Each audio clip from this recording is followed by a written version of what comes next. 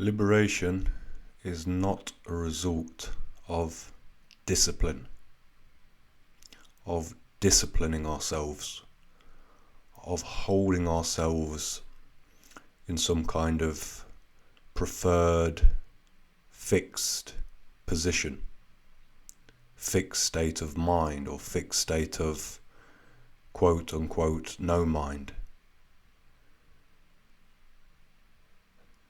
Liberation, enlightenment, whatever we want to call it, is not the result of the mind manipulating the mind. One part of the mind disciplining the other part of the mind to a more preferable position. Right? Liberation, rediscovering and re-establishing ourselves in the natural state, is the result of a different kind of discipline. I'd call it the discipline of naturalness. And this type of discipline is abundant in its essence. And when I say abundant, what I mean is it's not the kind of action that flows from naturalness, from the discipline of naturalness, is not an action that is seeking something, that is behaving a certain way so that after X amount of time or in the future, then this will happen as a result of my disciplined work. Natural action, spontaneous action, is itself the thing that we think we are looking for. Right? Action that flows forth from us perfectly spontaneously. When we do something and it's absolutely 1,000% the thing we most want to do in that moment, it's completely natural, it's completely joyful. When we say the thing, when we communicate with somebody and we say precisely how we are feeling, when we represent our reality, our current experienced reality with the highest level of clarity.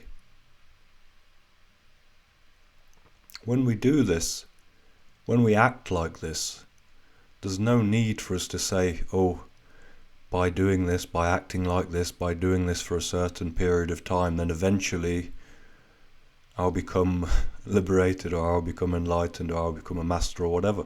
Because when we're acting like this, when we're in this kind of natural flow, where there's no impediment, where there's no distortion, where we're not thinking about what we're doing, when we're not analysing what we're doing, when we're flowing like this, that's already it.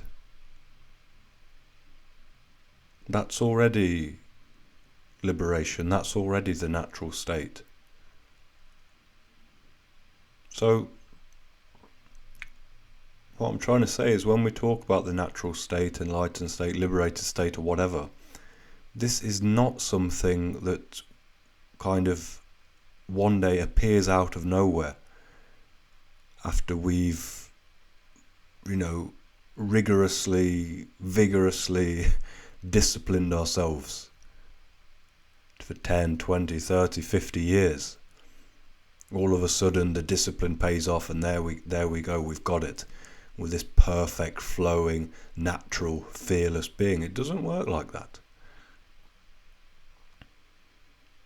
This is something you actually have to practice in every moment. You have to practice being natural in every moment.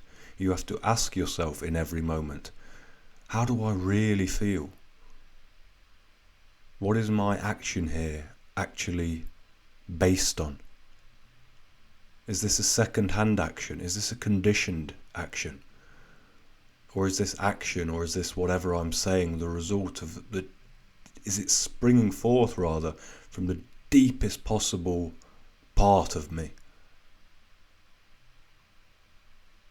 Am I totally confident in what I'm doing? And when I say confident, I don't mean confident in that everybody in the world is going to now agree with what we're doing or what we've said, but confident in the sense that we know we're doing this, we're saying this, we're going there, here, wherever. This is 1,000% what we want to do. This is 1,000% honest to who we are and what we want to experience in this life. So people can say, oh, why are you doing this? Why are you doing that? That's not good. That's not proper. That's not what I think you should do. That's not spiritual. Whatever. When you've got that much conviction in your own flow, in where your own flow of action is coming from, you become kind of unquestionable. I'm not saying if you do something illegal you won't be arrested, you will. But probably someone in this state won't be doing illegal things, right? Because someone in this state is going to be extremely joyful, extremely happy, extremely content, and they'll be so well settled in themselves that they won't have to poke their noses in other people's business. A lot of people that come and question what people are doing, argue with what other people are doing, try to convince you of this or that, or convince you to go in this direction.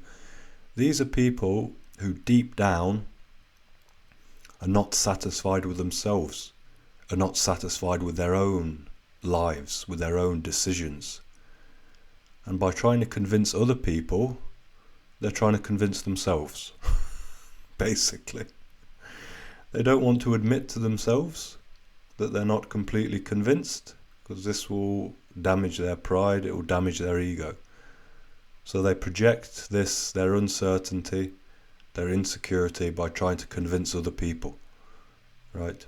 If you become like this, if you become a fully natural being, fully flowing being, somebody who adheres to this discipline of naturalness, this discipline of allowing action, words, everything to flow through from the deepest possible source, then people won't be able to argue with you about what you do and why you are doing it. You'll be very powerful, and what you do will have power to it. What you say will have power to it, because it won't be second-hand. It'll be first-hand. It'll be direct. There'll be no latency in the flow of life from your heart into the world. This is the real discipline. This is the real discipline we need. And to get going with this discipline, we first need to discover its source. We need to start listening to ourselves. We need to start asking ourselves honestly, what do I really want? What's the real me? Is this really me? Is this really honest to me? Why am I doing this? Am I living to please other people? Am I living to keep up appearances?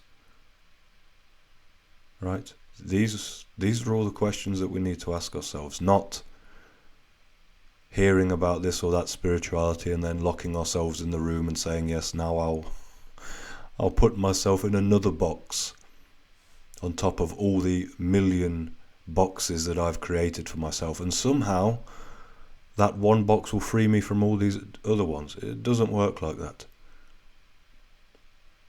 Liberation happens by liberation. Small liberations, daily liberations, liberating ourselves from small patterns, disingenuineness, falseness, shallowness, being a second-hand person, being fearful, worrying what other people think. The eventual, what we call capital letters big liberation, is the end result of a life lived like this over a period of time, over a good period of time, and going over all of the hurdles that we have to face when we walk this kind of path. And these hurdles will be fear-based. voice in our head telling us, no, you can't do that. Right? This is the discipline of naturalness. It's beautiful. It doesn't come from outside. It doesn't come from what somebody else is saying or what somebody else says. It comes from within us. This path unfolds from within us. And that's what's so beautiful about it. That's what's so perfect about it.